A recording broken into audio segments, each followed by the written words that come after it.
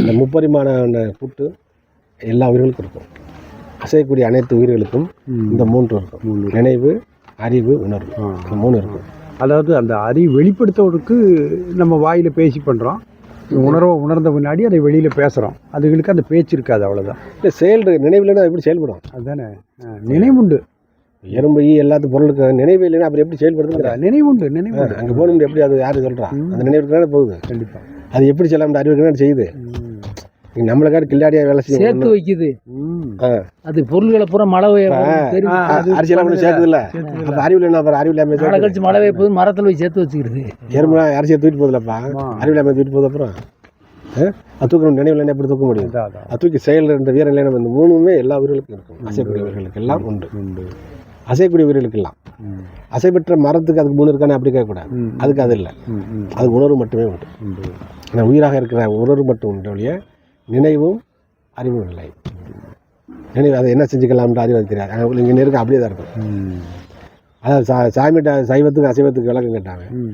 அசையக்கூடிய எல்லாம் அசைவம், அசையாது எல்லாம் சைவம். என்ன அற்புதமான விளக்கங்க. ஆமாம், நீங்கள் பிரித்து பாருங்க. சரிங்க. அசையக்கூடியது இங்கிருந்து நகருது, அதெல்லாம் அசைவத்தை சேர்ந்தது. எறும்பு, ஈயல், ஒட்டு, லோசு, மாடு, ஆடு எல்லாம் அசையதில்ல. இங்கே அங்கிட்டு போகுது, இங்கிட்டு வருது.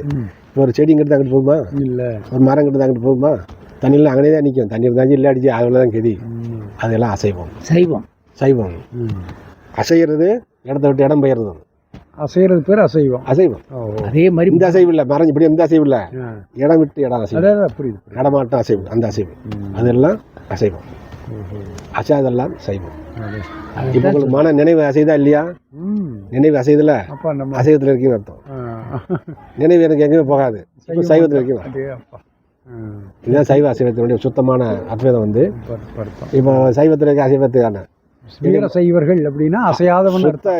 அதாவது அதுக்கு என்ன அசையாதவன், அதுக்கு நம்ம வந்து ஆஃப் பண்ணிட்டீங்கல்ல, அது வந்து கூட பேச சாமி மட்டும் நீங்கள் இந்த விளக்கத்தை ஞாபகம் பண்ணி வச்சுக்கோங்க. இந்த சைவத்தை பற்றியா? அதான் அசைவம் இந்த சைவம்னு சொல்லுங்க, போட்டு விட்டீங்களா? இருக்கு. சரி, சைவம் அசைவம்னு சொல்கிறீங்க இல்லையா?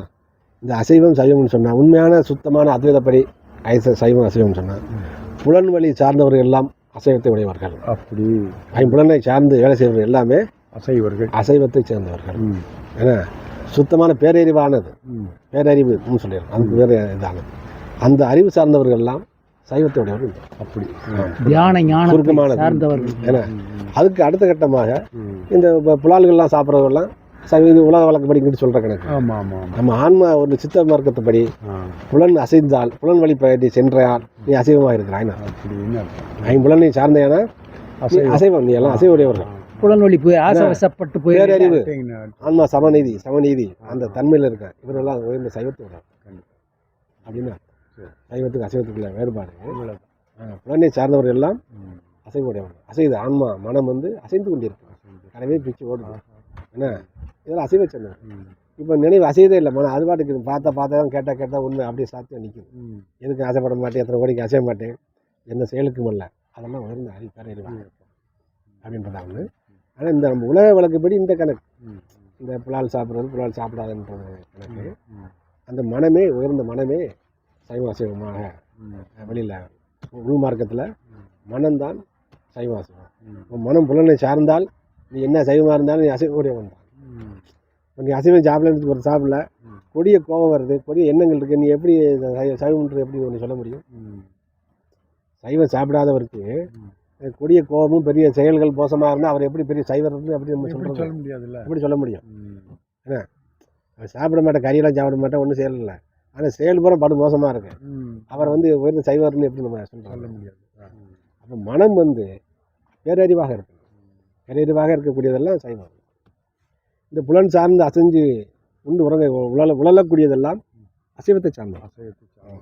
புலன் சார்ந்தவர்கள் அசைவர்கள், புலன் சார்ந்த அறிவை சார்ந்தவர்கள் சைவம். சரியானவர் அப்படின்னா என்னுடைய கருத்து. ஏன்னா இந்த இதுகள் இல்லை. சாமி எடுத்துக்கிறோமா? சரி, அமைதிங்க.